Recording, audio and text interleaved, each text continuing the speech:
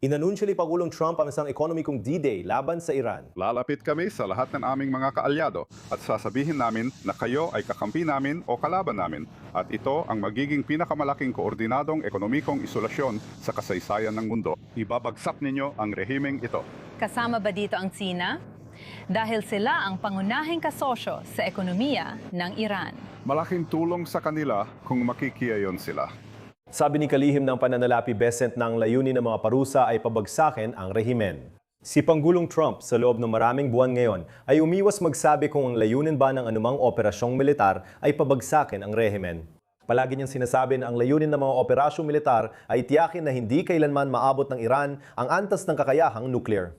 Kaya't ito ay isang bago at sa tingin ko ay napaka-interesanteng pagbabago na ginawa ni Pangulong Trump na napagtanto na ang mismong rehimen ang problema. Sila ang hindi nakikipagnegosasyon para buksan ang mga kipot. Sila rin ang hindi nakikipagnegosasyon para tapusin ang programang nuklear. Sila ang nagpaputok at pumatay sa kanilang mga nagpoprotestang mamamayan na umabot sa 10,000 noong mas maaga ngayong taon.